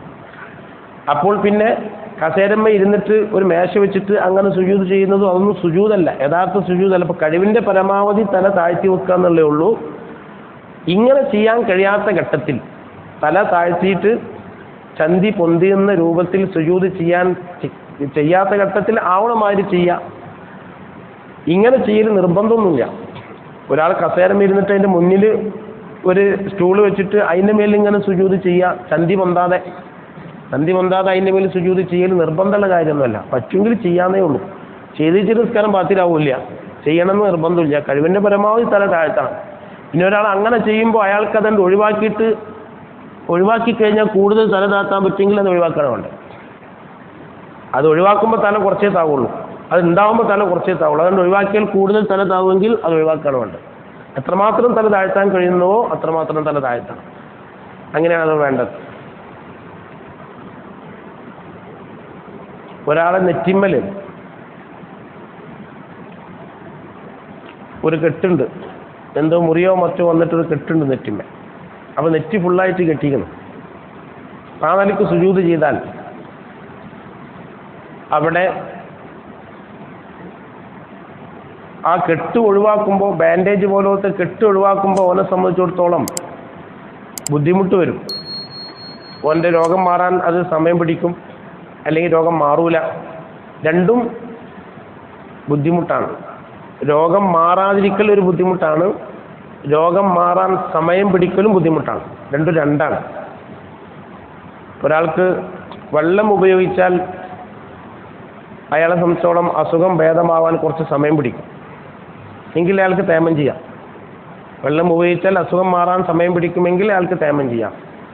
അതേപോലെ ഈ കെട്ട് ഒഴിവാക്കി കഴിഞ്ഞാൽ അയാളെ സംബന്ധിച്ച് സുജൂദ് ചെയ്യുമ്പോൾ അയാൾക്ക് നെറ്റി വെച്ച് സുജൂദ് ചെയ്യാൻ കഴിയുമെങ്കിലും കെട്ട് ഒഴിവാക്കിയാൽ രോഗം മാറാൻ സമയം പിടിക്കും, അല്ലെങ്കിൽ രോഗം മാറൂല എങ്കിൽ ആ കെട്ടുമ്പോൾ തന്നെ സുജൂദ് ചെയ്യാം. പക്ഷേ നെറ്റിമ്മൽ നജസ്സില്ലെങ്കിൽ ആ സുജൂദ് മടക്കേണ്ടതില്ല, ആ നിസ്കാരം മടക്കേണ്ടതില്ല. നേസൊന്നും ഇല്ലാത്ത രൂപമാണ്. നേരെ വെച്ചാൽ നേസുണ്ട്, അതിൻ്റെ അടിയിൽ ചോരൊക്കെ ഉണ്ട്, കെട്ട് കിട്ടുന്ന അവസരത്തിൽ ചോരൊക്കെ വന്നിട്ടുണ്ട് എങ്കിൽ നിസ്കാരം മടക്കി നിസ്കരിക്കണം. ചോരൊന്നുമില്ല, കെട്ടിൻ്റെ അടിയിൽ ചോരൊന്നുമില്ല എങ്കിൽ ആ നിസ്കാരം മടക്കേണ്ടതില്ല. കെട്ടുമ്പോൾ തന്നെ സുജൂദ് ചെയ്താൽ മതി, നിസ്കാരം മടക്കേണ്ടതില്ല. അതുണ്ട്. ചെറിയ ഈ നമ്മളിപ്പോൾ കൊതുവെന്നൊക്കെ ആവുന്ന ചോര ഉണ്ടല്ലോ, കൊതുവിൻ്റെ അത്രക്കുള്ളൊരു അളവാണെങ്കിൽ അതിനക്ക് നെഴ്സൻ്റെ ആണെങ്കിലും കൂടി അഫുണ്ട്, ഒട്ടുവീച്ചുണ്ട്. കുറച്ച് ചോരൊക്കെയാണ് ഒട്ടുവീച്ചുണ്ട്. കെട്ടി ആ കെട്ടിൻ്റെ മേൽ സുജൂദ് ചെയ്ത് എന്ന് വിചാരിച്ചിട്ട് നിസ്കാരം മടക്കണമെന്നില്ല. അവിടെ കെട്ടുമ്പോഴുള്ള വിവേചനം ഉണ്ട്. അവിടെ ഓനക്ക് കെട്ടയച്ചാൽ ബുദ്ധിമുട്ട് വരും, അല്ലെങ്കിൽ രോഗം മാറൂല എന്നുണ്ടെങ്കിൽ കെട്ടുമ്പോൾ തന്നെ സുജൂദ് ചെയ്യുക. ഇത് ശ്രദ്ധിക്കണ്ടുള്ളൂ, അതിൻ്റെ അടിയിൽ ഏതുണ്ടോ നെഴ്സുണ്ടോ എന്നുള്ള കാര്യം ശ്രദ്ധിക്കണ്ടുള്ളൂ. ഇനി സുജൂദിലുള്ള ചില സുന്നത്തുകളാണ്. കുറച്ച് സുന്നത്തുകൾ മാത്രം പറഞ്ഞിട്ട് ഇപ്പം നമുക്ക് ക്ലാസ് അവസാനിപ്പിക്കാം. ഒന്ന്, സുജൂദിലേക്ക് പോകുമ്പോൾ തക്ബീർ ചെല്ലൽ സുന്നത്താണ്. അത് സുജൂദിലേക്ക് പോകുമ്പോൾ തുടങ്ങിയിട്ട് സുജൂദിൽ എത്തുമ്പോൾ അവസാനിപ്പിക്കാൻ വേണ്ടത്. സുജൂദിലേക്ക് പോകുമ്പോൾ തുടങ്ങിയിട്ട് സുജൂദിൽ എത്തുമ്പോൾ അവസാനിപ്പിക്കുകയാണ് വേണ്ടത്. അതേപോലെ തന്നെ സുജൂദിൽ 7 അവയവങ്ങൾ വെക്കണം. 7 അവയവങ്ങൾ വെക്കുമ്പോൾ 7 അവയവങ്ങൾ എന്ന് പറഞ്ഞാൽ ഏതാണത്? ഒന്ന്, അവൻ്റെ 2 മുട്ടുംകാലുകൾ. ആദ്യം വെക്കേണ്ടത് മുട്ടുംകാലാണ്. സുജൂദിലേക്ക് പോകുന്ന അവസരത്തിൽ ആദ്യം വെക്കേണ്ടത് മുട്ടുംകാലാണ്. അപ്പോൾ 2 മുട്ടുംകാല് 2 പിന്നെ രണ്ടാമത് സുജൂദിൽ വെക്കേണ്ടത് അവൻ്റെ 2 മുൻകൈകളാണ്. മുൻകൈയാണ് രണ്ടാമത് സുജൂദിൽ വെക്കേണ്ടത്. മൂന്നാമത് സുജൂദിൽ വെക്കേണ്ടത് അവൻ്റെ നെറ്റിത്തടവും മൂക്കും കൂടിയാണ് സുജൂദിൽ വെക്കുക. മൂക്ക് വെക്കൽ സുന്നത്തുള്ളൂ, മൂക്ക് വെക്കൽ നിർബന്ധമൊന്നുമില്ല. നെറ്റിത്തടം വെക്കലാണ് നിർബന്ധമുള്ളൂ, മൂക്ക് വെക്കൽ സുന്നത്തേ ഉള്ളൂ. അപ്പോൾ സുജൂദിൽ 7 അവയവങ്ങൾ വെക്കണം എന്നാണ്. അള്ളാഹു സുബ്ഹാനഹു വ തആല അള്ളാഹ്ക്ക് സുജൂദ് ചെയ്യുന്ന ഒരു അവസരം, നിസ്കരിക്കാൻ കിട്ടുന്ന അവസരം മഹാന്മാരായ അമ്പിയാക്കന്മാർക്ക്, ഔലിയാക്കന്മാർക്ക്, സ്വാലിഹീങ്ങൾക്കൊക്കെ അത് ഭയങ്കര സന്തോഷമാണ്. നിസ്കരിക്കാൻ അള്ളാഹുമായി മുനാജാത്ത് ചെയ്യാൻ, അള്ളാഹുമായി ബന്ധപ്പെടാൻ അവസരം കിട്ടുകയാണല്ലോ എന്ന നിലയ്ക്ക് അവർക്ക് ഭയങ്കര സന്തോഷമാണ് നിസ്കാരം എന്നുള്ളത്. ആ ഒരു സന്തോഷമാണ് നമുക്ക് വേണ്ടത്. സുബഹിക്കൊക്കെ നീക്കുമ്പോൾ കുറച്ചുപോലെ നിസ്കരിക്കാൻ അവസരം കിട്ടുകയാണല്ലോ, അള്ളാഹ്ക്ക് നിസ്കരിക്കാൻ അവസരം കിട്ടുകയാണല്ലോ. ഈ സുജൂദ് ചെയ്യാൻ ഇനിയിപ്പോൾ എത്ര കാലം അങ്ങനെ ചെയ്യാൻ കഴിയാമെന്ന് പറയാൻ കഴിയില്ല. എന്തെങ്കിലും സോക്കട് വന്ന് കുനിയാൻ പാടില്ല എന്നുള്ളത് കഴിഞ്ഞ് അതോടുകൂടി പിന്നെ നെറ്റിത്തടം വെച്ച് അള്ളാഹ്ക്ക് സുജൂദ് ചെയ്യാൻ കഴിയുന്നില്ല. റബ്ബിന് ഇങ്ങനെ സുജൂദ് ചെയ്ത് അള്ളാഹിൻ്റെ മുന്നിൽ ഇങ്ങനെ കിടക്കുകയാണല്ലോ. വേറെ ഏതെങ്കിലും ഒരു പ്രതിമൻ്റെ മുന്നിൽ പോയി കിടക്കലല്ല, റബ്ബിൻ്റെ മുന്നിൽ ഇങ്ങനെ കിടക്കുകയാണല്ലോ. ആദ്യം അള്ളാഹ്ക്ക് കീഴൊതുങ്ങി. നമ്മൾ കഴിഞ്ഞ ക്ലാസ്സിൽ പറഞ്ഞില്ലേ, അള്ളാഹിൻ്റെ മുന്നിൽ കീഴൊതുങ്ങി, ആയുധം വെച്ച് അള്ളാഹിൻ്റെ മുന്നിൽ കീഴൊതുങ്ങി. ആ കീഴൊതുങ്ങാനാണല്ലോ ഈ കൈയൊന്തിക്കല്. അങ്ങനെ റബ്ബിൻ്റെ മുന്നിൽ കീഴൊതുങ്ങിയിട്ട് പിന്നെ റബ്ബിൻ്റെ മുന്നിൽ പോയിട്ട് അങ്ങനെ കിടക്കുകയാണ്. ഈ ഒരു അവസരം നമുക്കല്ലാതെ ആർക്കില്ല. അല്ലാഹു അക്ബർ എന്ന് പറഞ്ഞിട്ട് അങ്ങനെ കിടക്കുകയാണ്. എന്നിട്ട് അല്ലാഹു അക്ബർ എന്ന് പറഞ്ഞിട്ട് സുബ്ഹാന റബ്ബിയൽ അലാ വബിഹംദിഹി എന്നിങ്ങനെ പറഞ്ഞിട്ട് റബ്ബിനെങ്ങനെ വാഴ്ത്തുകയാണ്, അള്ളാഹിനെങ്ങനെ വാഴ്ത്തുകയാണ്. അത് എത്രയാവാന്ന ഒറ്റയ്ക്ക് നിസ്കരിക്കുന്ന ആൾക്ക് എത്രയാകാം. അതിൻ്റെ പരിധി കവിഞ്ഞാൽ ഏറ്റവും കൂടുതൽ 11 വട്ടമാണ്. തസ്ബീഹ് ചെല്ലേണ്ട പരിധി 11 വട്ടമാണ്. ആ 11 വട്ടം എന്നുള്ളത് പരിധിയാണ്. ഒറ്റയ്ക്ക് നിസ്കരിക്കുന്ന ആൾക്ക് എത്രയാകാം. ഒറ്റയ്ക്ക് നിസ്കരിക്കുന്ന ആൾക്ക് എത്രയാ സുജൂദിൽ കിടന്നിട്ട് ഇങ്ങനെ തസ്ബീഹ് ചെല്ലാം. മലയാളം ഒന്നും ഉപയോഗിക്കാൻ പറ്റില്ല. ഏത് അറബിയിൽ എന്തും അള്ളാഹിനോട് ചോദിക്കാം, ഏത് ആവശ്യങ്ങളും അള്ളാഹിനോട് ചോദിക്കാം. ഇനി അറബി കിട്ടണമെങ്കിൽ മനസ്സിൽ കരുതാം, ഏത് വിഷയം സുജൂദിൽ കിടന്ന് അള്ളാഹിനോട് ചോദിക്കാം. അള്ളാഹ്ക്ക് ഏറ്റവും ഇഷ്ടമുള്ള ഒരു സമയമാണ് ആ സുജൂദ് എന്ന് പറയുന്നത്. അത് ആ പറഞ്ഞ രൂപത്തിലാകണമെന്ന് മാത്രം. അപ്പോൾ ആദ്യം വെക്കേണ്ടത് 2 മുട്ടുകാലാണ് അങ്ങനെ കഴിയുന്ന ആൾക്കാർ. രണ്ടാമത് വെക്കേണ്ടത് അവൻ 2 മുൻകൈകളാണ് വെക്കേണ്ടത്. അത് കഴിഞ്ഞ പാഠത്തിൽ പറഞ്ഞു, മുൻകൈ വെക്കുമ്പോൾ വിരലുകൾ അടുപ്പിച്ച് ഖിബലയിലേക്കാക്കിയിട്ടാണ് മുൻകൈ വെക്കേണ്ടത്. ആ മുൻകൈ വെക്കുമ്പോൾ ഈ ചുമലിന് നേരെയായിട്ടാണ് മുൻകൈ, ഇവിടെ ഒന്നും വെച്ചാൽ പോലെ ചുമലിന് നേരെയായിട്ട് മുൻകൈ വെക്കേണ്ടത്. ചുമലിങ്ങനെയാണ് ചുമലിന് നേരെയായിട്ട് വെക്കേണ്ടത്. റിലാക്സ് ആയിക്കൊണ്ടിട്ട് ഒരു പരുന്ത്, ആ പരുന്ത് ഇങ്ങനെ പറന്ന് വന്ന് ഇങ്ങനെ കിടക്കുമ്പോൾ എങ്ങനെ ഉണ്ടാവുക വെച്ചാൽ അതേപോലെയാണ് സുജൂദ് ചെയ്യേണ്ടത്. പള്ള അത് ഉയർത്തിപ്പിടിച്ച്, പള്ള ഇങ്ങനെ താഴ്ത്തി വെക്കാതെ പള്ള ഉയർത്തിപ്പിടിച്ച് ഈ 2 പിന്നെ മുഴങ്കൈകൾ, അതായത് മുൻകൈ ഇത്, മുഴങ്കൈ ഇത്, ഈ കൈ ഇങ്ങനെ ഉയർത്തിയിട്ട് ഇങ്ങനെ വെക്കരുത്. ഇങ്ങനെ ഇങ്ങനെ ഉയർത്തി ഇങ്ങനെ വെക്കണം, ഇങ്ങനെ വെക്കണം. അതിന് മറ്റുള്ള ആൾക്കാർക്ക് തടസ്സമാണ് ഇങ്ങനെ വെക്കണം. അടുത്തുള്ള ആൾക്ക് ഇങ്ങനെ വെച്ചാൽ തടസ്സം വരുമ്പോൾ ഇങ്ങനെ ഒന്ന് ഇങ്ങനെ വെക്കണം. ഇങ്ങനെ വെക്കരുത്, ഇങ്ങനെ പൊന്തിച്ച് വെക്കണം. അങ്ങനെ ചുമലിന് നേരെയായിട്ട് ഇങ്ങനെ വെക്കാനാണ്. അപ്പോൾ ഒരാളിപ്പോൾ ആദ്യം 2 കൈ വെച്ചു. ചില ആൾക്കാർക്ക് മുട്ട് വെക്കാൻ കഴിയൂല. അങ്ങനെ ആകുമ്പോൾ 2 കൈ കുഴപ്പമൊന്നുമില്ല, പരിപൂർണമായ രൂപമാണെന്നേ ഉള്ളൂ. പരിപൂർണ്ണ രൂപം ആ 2 മുട്ടും കാല് വെച്ച് പിന്നെ 2 കൈ വെച്ച് പിന്നെ തല വെക്കലാണ്, നെറ്റിത്തടം വെക്കലാണ്. 2 മുട്ടും കാല്, 2 കൈകൾ 4ആയി, 2 കാലിൻ്റെ വിരലുകൾ 6ആയി, നെറ്റി 7. ഇങ്ങനെ 7 സുജൂദിൽ വെക്കൽ നിർബന്ധം. മൂക്ക് വെക്കൽ അത് സുന്നത്തേ ഉള്ളൂ, അത് നിർബന്ധമില്ല. അപ്പോൾ കൈയിൻ്റെ വിരലുകൾ അത് ഖിബലയിലേക്കായിക്കൊണ്ടിട്ടായിരിക്കണം സുജൂദിൽ വെക്കേണ്ടത്. അതേപോലെ തന്നെ കാലിൻ്റെ വിരലുകൾ ഇങ്ങനെയായിട്ടാണ് വെക്കേണ്ടത്. അപ്പം ഇങ്ങനെ ആകുമ്പോൾ വിരലുകളും സുജൂദ് ഖിബലയിലേക്കായി. ഇങ്ങനെയല്ല വെക്കേണ്ടത്, ഇങ്ങനെ വെക്കാതെ ഇങ്ങനെ വെക്കണം. കഴിവിൻ്റെ പരമാവധി ഇങ്ങനെ വെക്കണം, ഇങ്ങനെ വെക്കരുത്, ഇങ്ങനെ പിടഞ്ഞിട്ടും വെക്കരുത്.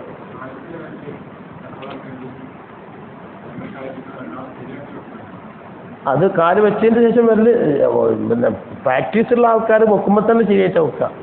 അല്ലാത്തവർക്ക് ഇതിന് വെച്ചിട്ടൊന്ന് ശരിയാക്കേണ്ടിയിരുന്നു മാത്രം. അപ്പോൾ കാല് വെക്കുമ്പോൾ തന്നെയാണ് അതും ചെയ്യേണ്ടത്. ഇങ്ങനെ പിണഞ്ഞു വെക്കരുത്. ഈ 2 കാലിൻ്റെ ഇടയിൽ 1 ചാൺ അകലം വേണം. 1 ചാൺ അകലത്തിലായിട്ടാണ് ഇങ്ങനെ വെക്കേണ്ടത്. അപ്പോൾ കാലിൻ്റെ വിരലുകളും ഖിബലയിലേക്കാകുന്ന രൂപത്തിൽ ഇങ്ങനെ വെക്കണം എന്നാണ്. ഇങ്ങനെ ഒരാൾ വെച്ചു എന്നത് കൊണ്ടിട്ട് നിസ്കാരമൊന്നും പാത്തിലാവില്ല, ഇങ്ങനെ തന്നെ വെക്കണം. അതാണ് ഏറ്റവും പരിപൂർണമായ രൂപം. പള്ളകൾ ഖിബലയിലേക്കാവാനാണ് ഇങ്ങനെ വെക്കുന്നത്. ആ രൂപത്തിൽ നമ്മൾ പ്രാക്ടീസ് ചെയ്യണം. കുട്ടികൾ സുജൂദ് ചെയ്യുന്നൊക്കെ നോക്കിയിട്ട് പറഞ്ഞു കൊടുക്കണം, ഇങ്ങനെ മോനെ എങ്ങനെ ചെയ്യണം എന്ന് പറഞ്ഞു കൊടുക്കണം. സുബ്ഹാന റബ്ബിയൽ അഅ്ലാ വബിഹംദിഹി എന്ന് അവൻ 3 തവണ, അത് കഴിഞ്ഞ് 5 തവണ, അത് കഴിഞ്ഞ് 7 തവണ, അത് കഴിഞ്ഞ് 9 തവണ, അത് കഴിഞ്ഞ് 11 തവണ. പിന്നെ വേറെയും തസ്ബീഹുകളൊക്കെ ചെല്ലാൻ പറ്റും. അത് നമ്മൾ ഇനിയിപ്പോൾ തഹജ്ജുദ് നിസ്കരിക്കുമ്പോൾ, റമദാനിക്കൊക്കെ വെള്ളിയാഴ്ച രാവ് അങ്ങനത്തെ പ്രധാനപ്പെട്ട ദിവസങ്ങളിലൊക്കെ നിസ്കരിക്കുമ്പോഴൊക്കെ കൂടുതൽ നേരം സുജൂദിലായി കിടക്കുക, അള്ളാഹിൻ്റെ മുന്നിൽ കിടക്കുക. അള്ളാഹിൻ്റെ മുന്നിൽ ആ പറഞ്ഞ രൂപത്തിൽ റിലാക്സ് ആയിക്കൊണ്ടിട്ട് ആ രൂപത്തിൽ സുജൂദിൽ കിടക്കുക. അങ്ങനെ കിടന്നുകൊണ്ട് വേറെയും ദുആകൾ മഹാന്മാരായ പണ്ഡിതന്മാർ പറഞ്ഞിട്ടുണ്ട്. അല്ലാഹുമ്മ ലക സജദ്തു വബിക ആമൻതു വലക അസ്ലംതു സജദ വജ്ഹിയ ലില്ലദീ ഖലഖഹു വസവ്വറഹു വശഖ സമഅഹു വബസറഹു ബിഹൗലിഹി വഖുവ്വതിഹി തബാറകല്ലാഹു അഹ്സനുൽ ഖാലിഖീൻ എന്നിങ്ങനെ അല്ലാഹുമ്മ ഗ്ഫിർ ലി ദംബി കുല്ലഹു ദിഖഹു വജില്ലഹു വഅവ്വലഹു വആഖിറഹു വഅലാനിയതഹു വസിറഹു എന്നൊക്കെ പറഞ്ഞിട്ടുണ്ട്. പല ദുആകളുണ്ട്. അത് അറിയുള്ള ആൾക്കാർ അതൊക്കെ പഠിച്ച് അത് പിന്നെ ആ ദുആകളൊക്കെ ചെല്ലാനൊക്കെ സുജൂദിൽ ശ്രമിക്കുക. അല്ലാഹു സുബ്ഹാനഹു വ തആല തൗഫീഖ് ചെയ്ത് അനുഗ്രഹിക്കുമാറാകട്ടെ. അപ്പോൾ കൈ വെക്കേണ്ട രൂപം നമ്മൾ പറഞ്ഞു, കാല് വെക്കേണ്ട രൂപം നമ്മൾ പറഞ്ഞു. ഈ രൂപത്തിലാണ് സുജൂദ് ചെയ്യേണ്ടത്. അതോടുകൂടെ തന്നെ മൂക്ക്, കൈ ഇതൊക്കെ നല്ല ഭാരം ഭൂമിക്ക് കൊടുത്തുകൊണ്ടാവൽ സുന്നത്താണ്. മൂക്കിൻ്റെ ഭാരവും എൻ്റെ കയ്യിൻ്റെ ഭാരവും അങ്ങനെ ഭാരം കൊടുത്തുകൊണ്ടിട്ടാവൽ സുന്നത്താണ്. നെറ്റിയുടെ ഭാരം ഭൂമിക്ക് കൊടുക്കൽ നിർബന്ധമാണ്. ബാക്കിയുള്ളതിൻ്റെ ഭാരങ്ങളൊക്കെ മൂക്കിൻ്റെ ഭാരവും അതുപോലെ തന്നെ കയ്യിൻ്റെ ഭാരവും ഇതിൻ്റെ ഭാരമൊക്കെ കൊടുക്കൽ സുന്നത്താണ്. നെറ്റിൻ്റെ ഭാരം കൊടുക്കൽ നിർബന്ധമാണ്. നെറ്റിൻ്റെ ഭാരം കൊടുക്കാതെ അമർത്തി ചെയ്യാതെ ഇങ്ങനെ എടുത്ത് ചെയ്താൽ സുജൂദ് സഹിയാവും. നിങ്ങളൊന്നും ശ്രദ്ധിച്ചു നോക്കണ്ടി, കുട്ടികൾ സുജൂദിനൊക്കെ ഒന്ന് ശ്രദ്ധിച്ചു നോക്കണ്ടി. അങ്ങനെ വെച്ചിട്ടുണ്ട് പോലാണ്, അങ്ങനെ വെച്ചിട്ടുണ്ട് പോലാണ്. അപ്പോൾ അതൊക്കെ ഒന്ന് ശ്രദ്ധിച്ച് നല്ല നിലക്ക് ഉപദേശിച്ചു കൊടുത്ത് മോനെ എങ്ങനെ ചെയ്യണം, മോളെ എങ്ങനെയൊക്കെ ചെയ്യണം എന്ന് പറഞ്ഞാൽ നമ്മളെ കുട്ടികൾ നന്നാവും. ആ കുട്ടികൾക്ക് നമ്മോട് വലിയ സ്നേഹവും പിൽക്കാലത്തിൻ്റെ വരും. ഇബാദത്തിൻ്റെ വിഷയത്തിൽ, അള്ളാഹ്ക്ക് വഴിപ്പെടുന്ന വിഷയത്തിൽ നമ്മളവിടെ കണിശത പാലിച്ചു കഴിഞ്ഞാൽ ആ മക്കൾക്ക് എല്ലാ കാലത്തും വാപ്പാണ്ടും സ്നേഹം വരും. മറ്റ് പൈസ കൊടുക്കുന്നതോ സൗകര്യം കൊടുക്കുന്നതോ അതൊക്കെ മിഠായി എന്ന മാതിരി കൊടുക്കും. എത്ര കൊടുത്താലും തന്നില്ല എന്ന് പറയുള്ളൂ. ഒരാൾ പറയാണ്, ഓന് ഒരു മെഡിസിന് പഠിക്കുന്ന MBBS പഠിക്കുന്ന ഒരു കുട്ടി, അദ്ദേഹം അവൻ്റെ ബാപ്പ മെഡിക്കൽ ഷോപ്പ് നടത്തുന്ന ആളാണ്, ചമ്മാട്ടുകാരൻ. എന്നോട് ഒന്ന് പറഞ്ഞു, ഉസ്താദിന് ഉപദേശിച്ചു കൊടുക്കണം, ഓൻ തൊടുപുഴയിൽ കൊണ്ട് ചേർത്തുക്കണം. അപ്പോൾ തൊടുപുഴയിലേക്ക് പോകുമ്പോൾ വഴിയിൽ കുറ്റിപ്പുറത്ത് ഇറങ്ങിയിട്ട് ഞാൻ ആ കുട്ടിയോട് കൂടെ സംസാരിച്ചു. അപ്പോൾ അതിൻ്റെ കുട്ടീൻ്റെ പരാതി എന്താണെന്ന് വെച്ചാൽ, എല്ലാവർക്കും ബൈക്കുണ്ട്, എനിക്ക് ബൈക്കില്ല. അതാണ് പരാതി. വാപ്പ ബൈക്ക് മേടിച്ചു തന്നിട്ടില്ല. വാപ്പ പറഞ്ഞ് ഞാനൊരു 60,000 റുപ്യൻ്റെ ബൈക്ക് മേടിച്ചു കൊടുത്തിരുന്നു. പക്ഷെ അവൻ പറഞ്ഞ 1.5 ലക്ഷം റുപ്യൻ്റെ ബൈക്ക് വേണമെന്നാണ്. അപ്പോൾ മേടിച്ചു കൊടുക്കേണ്ട അടുത്ത് കാശില്ല. അപ്പം ഇനി 1.5 ലക്ഷം റുപ്യൻ്റെ മേടിച്ചു കൊടുത്താൽ പിന്നെ പറഞ്ഞ് 2.5 ലക്ഷം റുപ്യൻ്റെ വാപ്പ മേടിച്ചു തന്നില്ല. അതാ പറയാം. 2 ലക്ഷം റുപ്യൻ്റെ വാപ്പ മേടിച്ചു കൊടുത്താൽ പിന്നെ 3 ലക്ഷത്തിൻ്റെ വാപ്പ മേടിച്ചു കൊടുത്തില്ല. അങ്ങനെ ദുന്യവിയായിട്ട് എന്ത് ചെയ്തോ അതിൻ്റെ അപ്പുറം ചെയ്തില്ല എന്നേ കുട്ടികൾ പറയുള്ളൂ. അതിൻ്റെ അപ്പുറം ചെയ്തില്ല എന്നേ പറയുള്ളൂ. ഇതങ്ങനല്ല. ഇത് പറഞ്ഞു കൊടുത്താൽ എൻ്റെ വാപ്പ അതിനെ അങ്ങനെ പഠിപ്പിച്ചെന്നല്ലോ, എൻ്റെ വാപ്പ ഇന്ന് പഠിപ്പിച്ചെന്നല്ലോ എന്നുണ്ടാവും. മറ്റത് നിങ്ങളിഞ്ഞ് വലിയ പേരെടുത്ത് കൊടുത്താലും അതിന് AC ഫിറ്റ് ചെയ്തില്ല, AC ഒന്ന് ഫിറ്റ് ചെയ്താൽ 2 ഫിറ്റ് ചെയ്ത് തന്നില്ല. ഇങ്ങനെ കുട്ടികൾ പറയുള്ളൂ. അതാണ് കുട്ടികളുടെ സ്വഭാവം, നമ്മുടെ നാട്ടിലത്തെ സ്വഭാവം. ശരഈയായ കാര്യങ്ങൾ പറഞ്ഞു കൊടുത്തിട്ടുണ്ടെങ്കിൽ അതിൻ്റെ അപ്പുറം പറഞ്ഞു തന്നില്ല, അതിന് അപ്പുറം കുട്ടികൾക്ക് കിറ്റാൻ വേണ്ടേ, അതിൻ്റെ അപ്പുറം പറഞ്ഞു തന്നില്ലാന്ന് കുട്ടികൾ പറയുക, ഓൾക്ക് കിറ്റില്ലല്ലോ, അപ്പുറം എന്താണ്, അത് ഓൾക്ക് വലിയ തൃപ്തിയും സന്തോഷവുമാണ്. അത് ആഖിറത്തിൽ ഉപകാരപ്പെടുകയും ചെയ്യും. അള്ളാഹു ആ രൂപത്തിൽ ദീനിയായി വളരാൻ നമ്മുടെ കുട്ടികൾക്ക് അള്ളാഹു തൗഫീഖ് ചെയ്ത് അനുഗ്രഹിക്കുമാറാകട്ടെ. അസുഫ ക്ലാസ് ഇന്ന് ഇവിടെ അവസാനിക്കുകയാണ്. ഇനി ഈ രൂപത്തിലുള്ള ക്ലാസ് റമദാനിക്ക് ശേഷം ഉണ്ടാവുള്ളൂ. നമുക്ക് ഒരുങ്ങാനായല്ലോ, ഇപ്പോൾ ബറാത്തൊക്കെ വരില്ലേ, അപ്പോൾ നമുക്ക് റമദാനിക്ക് ഒരുങ്ങാനായി. അടുത്ത വെള്ളിയാഴ്ച ഇൻഷാ അള്ളാഹ് മഗ്രിബിന് ശേഷം മദ്രസയിൽ വെച്ച് നോമ്പിൻ്റെ പ്രധാനപ്പെട്ട വശങ്ങൾ, നോമ്പിൽ ശ്രദ്ധിക്കേണ്ട കാര്യങ്ങൾ, ഇതൊക്കെ മദ്രസയിൽ വെച്ച് എല്ലാവർക്കും കൂടിയായി, മുതിർന്നവർക്കും കുട്ടികൾക്കും സ്ത്രീകൾക്കും എല്ലാവർക്കും കൂടിയായിക്കൊണ്ട് മഗ്രിബിന് ശേഷം നമ്മളെ മദ്രസയിൽ വെച്ചിട്ട് ക്ലാസ് ഉണ്ടായിരിക്കുന്നതാണ്. ഇതുവരെ നടന്നിരുന്ന അസുഫ ക്ലാസ് ഇപ്പോൾ ഇവിടെ അവസാനിക്കുകയാണ്. അല്ലാഹു സുബ്ഹാനഹു വ തആല ഇതുവരെ ചെയ്തത് നമ്മുടെ വക്കൽ നിന്ന് സ്വാലിഹായ അമലായി സ്വീകരിക്കുമാറാകട്ടെ. ഇന്ന് ചായയും പലഹാരവും നൽകുന്നത് നമ്മുടെ തലാഞ്ചേരി ഷൗക്കത്ത് ഇസ്മായിൽ, അങ്ങനെ അവരുടെ ഉമ്മ മരണപ്പെട്ട മാസമാണ് ഈ മാസം. അവർക്ക് വേണ്ടി ദ്വാരക്കാനാണ് ഇന്ന് ചായയും പലഹാരവും ഉള്ളത്. അള്ളാഹു ആ സഹോദരിക്ക് മഗ്ഫിറത്തും റഹ്മത്തും നൽകി അനുഗ്രഹിക്കുമാറാകട്ടെ. അവരുടെ ഖബർ അള്ളാഹു സുബ്ഹാനഹു വ തആല സ്വർഗ്ഗപ്പൂങ്കാവനാക്കി കൊടുക്കുമാറാകട്ടെ. എല്ലാ അമലുകളും അള്ളാഹു സ്വീകരിച്ച് വന്നുപോയ തെറ്റുകളൊക്കെ അള്ളാഹു വിട്ടുകൊടുത്ത് മാപ്പാക്കി കൊടുക്കുമാറാകട്ടെ. റഹ്മാൻ അൽ മലിക്കുൽ ജബ്ബാറായ അള്ളാഹു വളരെ വളരെ വിലപ്പെട്ട സമയം നാം ഇവിടെ ഉപയോഗപ്പെടുത്തിയിരിക്കുകയാണ്. ഇതെല്ലാം അള്ളാഹു സുബ്ഹാനഹു വ തആല ഖബൂൽ ചെയ്ത് അനുഗ്രഹിക്കുമാറാകട്ടെ. റബ്ബേ നീ സ്വീകരിക്കണേ അള്ളാഹ്, നീ സ്വീകരിക്കണേ അള്ളാഹ്. പ്രച്ചോനെ ഇൽമിൻ്റെ മജ്ലിസ് അത് വലിയ പ്രതിഫലമുള്ള മജ്ലിസാണ് അള്ളാഹ്. ഈ മഹല്ലത്തിലെയും പരിസര മഹല്ലത്തിലെയും ആളുകൾ അള്ളാഹുവേ രാവിലെ തന്നെ വന്ന് ഒന്നും ആഗ്രഹിക്കാതെ ഇൽമു കിട്ടണമെന്നുള്ള ആഗ്രഹത്തോടുകൂടെ വന്ന് റബ്ബേ ഞങ്ങളുടെ ഈ ഒത്തുകൂടൽ നാളെ സ്വർഗത്തിൽ ഒരുമിച്ച് കൂടാൻ നീ നിമിത്തമാക്കി തരണേ അള്ളാഹ്, കാരണമാക്കി തരണേ അള്ളാഹ്. മുത്ത് മുസ്തഫ റസൂലുള്ളാഹി സ്വല്ലല്ലാഹു അലൈഹി വസല്ലം തങ്ങൾ അമ്പിയാക്കന്മാർ ഔലിയാക്കന്മാർ സ്വാലിഹീങ്ങൾ അവരോടുകൂടെ റബ്ബേ ഞങ്ങളുടെ ഉമ്മമാരും ഉപ്പമാരും ഞങ്ങളുടെ ഭാര്യമാർ സന്താനങ്ങൾ ഞങ്ങളുടെ മശായിഖന്മാർ ഉസ്താദുമാർ ഞങ്ങളെ സ്നേഹിക്കുന്നവർ സഹായിക്കുന്നവരെല്ലാവരെയും നീ സ്വർഗീയ ലോകത്ത് ഒരുമിച്ച് കൂട്ടിത്തരണേ അല്ലാഹ്. അതിനുള്ള നിമിത്തമായി കാരണമായി ഈ സദസ്സിനെ ഞങ്ങളുടെ വക്കിൽ നിന്ന് നീ കബൂലാക്കണേ അല്ലാഹ്. അല്ലാഹുവേ ആഖിറത്തിൽ ഉപകാരപ്പെടുന്ന വലിയൊരു അമലായി നീ സ്വീകരിക്കണേ അല്ലാഹ്, നീ സ്വീകരിക്കണേ അല്ലാഹ്, നീ കബൂലാക്കണേ അല്ലാഹ്. ഞങ്ങളുടെ പറഞ്ഞതൊക്കെ നീ നാഫിയാക്കണേ അല്ലാഹ്, നീ കബൂലാക്കണേ അല്ലാഹ്. വല്ല പാകപ്പിഴവുകളും തെറ്റുകളും വന്നു പോയിട്ടുണ്ടെങ്കിൽ അല്ലാഹുവേ നീ വിട്ടുപുറത്ത് മാപ്പാക്കി തരണേ അല്ലാഹ്, പുറത്തു തരണേ അല്ലാഹ്. പ്രയാസങ്ങളും വിഷമങ്ങളും എമ്പാടുമുണ്ട്, എല്ലാം നീ പരിഹരിച്ച് റാഹത്താക്കി തരണേ അല്ലാഹ്. ഞങ്ങളുടെ തലാമീദുകളുടെ മക്കളുടെ ഇൽമിലൊക്കെ നീ ബർക്കത്ത് ചെയ്യണേ അല്ലാഹ്. ഖിയാമത്ത് നാൾ വരേക്കുമുള്ള ഞങ്ങളുടെ സന്താനങ്ങളെ നീ സ്വാലിഹീങ്ങളാക്കണേ അല്ലാഹ്. ഇൽമിൻ്റെയും സലാഹിൻ്റെയും മഹലിദാരാക്കണേ അല്ലാഹ്. ഞങ്ങളുടെ വീടുകളിലും കുടുംബങ്ങളിലൊക്കെ സന്തോഷം നൽകണേ അല്ലാഹ്. ഞങ്ങളിലും ഞങ്ങളുടെ മക്കളിലുമുള്ള കുടുംബജീവിതം നീ റാഹത്തിലും സന്തോഷത്തിലും ആക്കണേ അല്ലാഹ്. വലിയ സന്തോഷമുള്ള വീടുകളാക്കണേ അല്ലാഹ്, പ്രകാശമുള്ള വീടുകളാക്കണേ അല്ലാഹ്. എല്ലാ ആപത്ത് മുസീബത്തുകളെ തൊട്ട് ഞങ്ങളുടെ വീടുകളെയും നാടിനെയും നീ കാത്തുരക്ഷിക്കണേ അല്ലാഹ്. അർഹമുർ റഹീമായ റബ്ബേ നിന്നിലേക്ക് നീട്ടിയ കരങ്ങളെ നിന്റെ പടപ്പുകളിലേക്ക് നീട്ടുന്ന അവസ്ഥ നീ ഉണ്ടാക്കല്ലേ അല്ലാഹ്. ഞങ്ങളെ എല്ലാ കാര്യങ്ങളും നീ ഏറ്റെടുത്ത് നടത്തണേ അല്ലാഹ്. കാഷ്ടത്തിലും മൂത്രത്തിലും കടത്തല്ലേ അല്ലാ. മറ്റുള്ള ആളുകൾക്ക് ഭാരമാക്കല്ലേ അല്ലാ. ഓർമ്മയില്ലാത്ത അവസ്ഥയിലേക്ക് നീ ഇടല്ലേ അല്ലാ.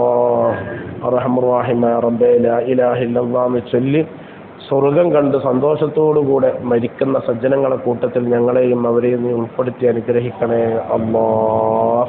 ഫലസ്തീനിൽ കഷ്ടപ്പെടുന്ന സഹോദരന്മാരെ നീ സഹായിക്കണേ അല്ലാ. അവർ ദുൽമ ചെയ്യുന്ന യഹൂദികളെയും അവരെ സഹായിക്കുന്നവരാരോ അവരെയൊക്കെ നീ പരാജയപ്പെടുത്തണേ അല്ലാ. റബ്ബനാ തഖബ്ബൽ മിന്നാ ഇന്നക അൻതസ് സമീഉൽ അലീം. അല്ലാഹുവേ, ഞങ്ങളെ ചുറ്റുഭാഗത്ത് മറവിട്ട് കിടക്കുന്ന, ഞങ്ങളെ മഹല്ലത്തിൽ മറവിട്ട് കിടക്കുന്ന, ഞങ്ങളെ മറ്റു മഹല്ലിൽ ഞങ്ങൾ കുടുംബം മറവിട്ട് കിടക്കുന്ന എല്ലാ കുടുംബത്തിനും ബന്ധപ്പെട്ട ഖബറാളികൾക്കും റബ്ബേ നീ മഗ്ഫിറത്തും റഹ്മത്തും നൽകണേ അല്ലാ. അവരെ ഖബറൊക്കെ സ്വർഗ്ഗപൂങ്കാവനാക്കി കൊടുക്കണേ അല്ലാ. ആമീൻ ബിറഹ്മതിക യാ അർഹമർ റഹീമീൻ. ബിഫദ്ലി സ്വല്ലല്ലാഹു അലാ മുഹമ്മദ് സ്വല്ലല്ലാഹു അലൈഹി വസല്ലം. സ്വല്ലല്ലാഹു അലാ മുഹമ്മദ് സ്വല്ലല്ലാഹു അലൈഹി വസല്ലം. اللهم صل على محمد يا رب صل عليه وسلم. السلام عليكم ورحمة الله وبركاته.